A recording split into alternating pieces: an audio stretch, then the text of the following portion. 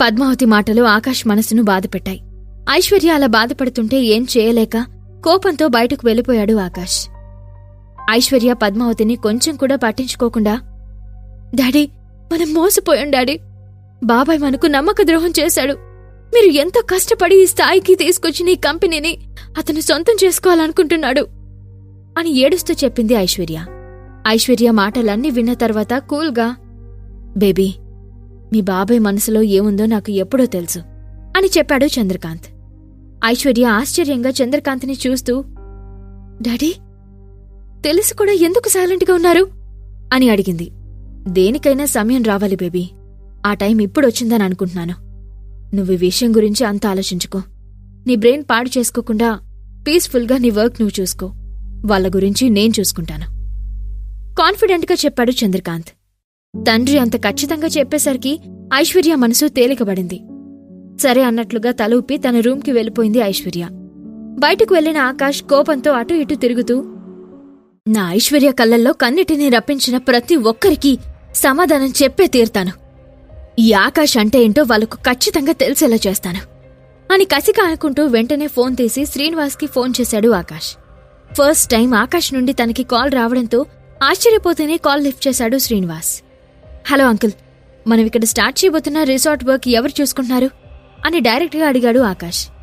ఆకాష్ అంత డైరెక్ట్గా అడగడంతో శ్రీనివాస్ ముందు షాక్ అయినా, ఫణీంద్ర అని విజయవాడ బ్రాంచ్ మేనేజర్ అని చెప్పాడు. అంకుల్, మీరేం చేస్తారో నాకు తెలీదు. చంద్ర రియల్ ఎస్టేట్స్ కంపెనీ నుండి మన కంపెనీతో డీల్ చేసుకోవడానికి మయూకాంత్, పవన్ అని 2 వ్యక్తులొస్తారు. ఎట్టి పరిస్థితుల్లోనూ ఆ డీల్ వాళ్ళకి ఓకే అవ్వడానికి వీల్లేదు. ఎంత వీలైతే అంత అవమానించి ఆఫీస్ నుండి గెంటేయండి అని ఫస్ట్ టైం మిత్ర కంపెనీ సీఈఓగా మాట్లాడాడు ఆకాష్. కానీ ఆకాష్, ఆ కంపెనీ మీ మామగారిది కదా అని అనుమానంగా అడిగాడు శ్రీనివాస్. అవన్నీ మీకు అనవసరం అంకుల్, నేను చెప్పింది చేయండి అంతే అని సీరియస్గా చెప్పి కాల్ కట్ చేశాడు ఆకాష్. ఆకాష్ ఎంత సెన్సిటివ్ పర్సనో తెలిసిన శ్రీనివాస్ ఆకాష్ నుండి ఇలాంటి మాటల్ని అస్సలు ఎక్స్పెక్ట్ చేయలేదు. కానీ ఆకాష్ ఇలా మాట్లాడాడంటే ఏదో బలమైన కారణం ఉండి ఉంటుందని నమ్మాడు శ్రీనివాస్. వెంటనే ఫణీంద్రకి కాల్ చేసి ఆకాష్ చెప్పిన విషయం చెప్పి, ఇది సీఈఓ ఆర్డర్స్, కేర్ఫుల్గా హ్యాండిల్ చేయమని చెప్పాడు Srinivas. Next day morning Mayukanth, Pavan Mitra branch ఆఫీస్కి వెళ్లారు. డీల్ ఓకే అవుతుంది అని మయూకాంత్ చాలా నమ్మకంగా ఉన్నాడు. ఎందుకంటే విజయవాడలో చంద్రకాంత్ నెంబర్ 1గా ఉన్నాడు. మిత్రా కంపెనీస్ విజయవాడలో అంత యాక్టివ్గా ఉండకపోవడం వల్ల ఇక్కడ వ్యాపార సామ్రాజ్యాన్ని ఆయనే శాసిస్తున్నాడు. ఆకాష్ ఆదేశాల ప్రకారం ఆఫీస్కి చాలా లేటుగా వెళ్లాడు ఫణీంద్ర. అతను వచ్చే వరకు మయూకాంత్ వాళ్ళని వెయిటింగ్ లాంజ్లో వెయిట్ చేయించారు. మిత్రా లాంటి పెద్ద సంస్థలతో డీల్ చేసుకోవాలంటే ఈ మాత్రం వెయిటింగ్ తప్పదని అసహనంగా ఉన్న మయూకాంత్, పవన్ ఓపికతో వెయిట్ చేస్తున్నారు. అప్పటికే మిత్రా గ్రూప్ ఆఫ్ కంపెనీస్కి సీఈఓగా ఎవరున్నారు అని తెలుసుకోవాలని తండ్రి కొడుకులు చాలా ట్రై చేశారు. బట్ అక్కడ స్టాఫ్కి కూడా తెలియదు అనడంతో నిరుత్సాహంగా కూర్చున్నారు. ఆఫ్టర్నూన్ అవడంతో ఫణీంద్ర పంపించమండంతో చాలా ఎగ్జైటింగ్గా ఇద్దరూ ఫణీంద్ర క్యాబిన్కి వెళ్లారు. ఫస్ట్ టైం అంత పెద్ద కంపెనీతో డీల్ కోసం డిస్కస్ చేయాల్సి ఉండడంతో కొంచెం నర్వస్గా ఉన్నారు ఇద్దరు. డోర్ దగ్గర నిల్చుని ఆశ్చర్యంగా చూస్తున్న వాళ్ళను చూసి, కమెన్ అన్నాడు ఫణీంద్ర గట్టిగా. ఇద్దరూ లోపలికి వెళ్లారు. మిత్ర group Vijayawada branch general manager అయిన ఫణీంద్ర లోపలికొచ్చిన ఇద్దరిని గమనించలేదు. నిజానికి గమనించినట్లు ల్యాప్టాప్లో వర్క్ చేసుకుంటున్నాడు అనడం కరెక్ట్. వాళ్ళిద్దరూ లోపలికొచ్చి 10 మినిట్స్ అయినా ఫణీంద్ర తమ వైపు చూడకపోవడంతో మయూకాంత్, పవన్లకు చాలా అసహనంగా ఉంది. ఎక్స్క్యూజ్ మీ సార్, కొంచెం గట్టిగా అన్నాడు పవన్.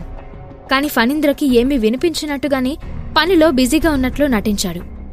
పవన్ ఓపిక నశించడంతో, సార్, మేము చంద్రకాంత్ కంపెనీ నుంచి వచ్చాం. నా పేరు పవన్ అని పవన్ చెప్పడం ముగించకముందే, నాకు తెలుసు అని నిర్మోహమాటంగా బదులిచ్చి మళ్లీ ల్యాప్టాప్లో తల దూర్చేశాడు ఫణీంద్ర.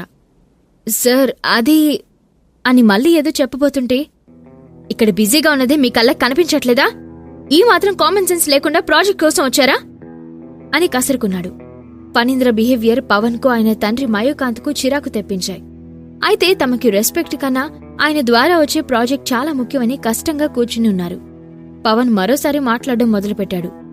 సార్, మేమెందుకొచ్చామంటే విజయవాడలో నెంబర్ 1 కంపెనీ చంద్రకాంత్ గారు అని చెప్పడంతో ఫణీంద్ర ఆసక్తిగా వాళ్ళ వైపు చూశాడు. మీరు చెప్పేదాకా ఆగేలా లేరు. సరే చెప్పండి, ఈ కన్స్ట్రక్షన్ ఫీల్డ్లోకి ఎప్పుడొచ్చారు అని అడిగాడు ఫణీంద్ర. పవన్ హ్యాపీగా తన సమాధానం చెప్పడం ప్రారంభించాడు. చంద్రకాంత్ కంపెనీ గురించి, కంపెనీ కంప్లీట్ చేసిన వెంచర్స్ గురించి ఫణీంద్రతో మాట్లాడడం మొదలుపెట్టాడు. కొత్తగా ఏర్పాటైన ఇంజనీరింగ్ టీం గురించి, వాళ్ళు ఇంతకాలం చేస్తున్న రియల్ ఎస్టేట్ వ్యాపారం గురించి మొత్తం డీటెయిల్గా ఎక్స్ప్లెయిన్ చేశాడు పవన్. మాక్సిమం తమ కంపెనీ ఎంత సక్సెస్ఫుల్ గా రన్ అవుతుందో వివరించాడు పవన్. తాను చెప్పిన మాటలను బట్టి ఖచ్చితంగా ఈ ప్రాజెక్ట్ తమ చేతికొస్తుందన్న ఆనందంతో ఫణీంద్ర వైపు ఆసక్తిగా చూశాడు పవన్. ఫణీంద్ర పవన్ చెప్పిందంతా విని మౌనంగా ఆలోచించడం మయూకాంత్ గమనించాడు. ఇన్నాళ్ల తన అనుభవం, అతి తెలివితో, సార్, మీరీ డీల్ మాకేమీ ఫ్రీగా ఇవ్వాల్సిన అవసరం లేదు అంటూ తను తీసుకొచ్చిన సూట్ కేస్ టేబుల్ మీద పెట్టి, దీంట్లో 10 కోట్లున్నాయి. ఈ ప్రాజెక్ట్ మాకొచ్చేలా చేస్తే ఇది మీ సొంతం అవుతుంది అంటూ పొగరుగా మాట్లాడాడు. ఆ డబ్బును చూడగానే ఫణీంద్ర కళ్ళు మెరిసిపోయాయి. బ్రీఫ్ కేస్ తెరిచి చూశాడు. ఆ సూట్ కేస్ తెరిచి ఆ నోట్ల కట్టలను చూడగానే ఫణీంద్ర పెదాలపై నవ్వు మెరిసింది. ఆ నవ్వు చూడగానే మయూకాంత్, పవన్ కూడా గర్వంగా ఒకరినొకరు చూసుకున్నారు. ఫణీంద్ర డబ్బుకి లొంగుతాడా? ప్రాజెక్ట్తో పాటు చంద్రకాంత్ కంపెనీని మయూకాంత్ లాక్కుంటాడా? ఆకాష్ నెక్స్ట్ వేయబోయే స్టెప్ ఏంటి? ఈ ప్రశ్నలకు సమాధానాలు తెలుసుకోవాలంటే నెక్స్ట్ ఎపిసోడ్ వినాల్సిందే. క్రింద ఇచ్చిన లింక్ ని క్లిక్ చేసి పాకెట్ ఎఫ్ఎం యాప్ ని ఇన్స్టాల్ చేసుకోండి. Stay tuned to Pocket FM.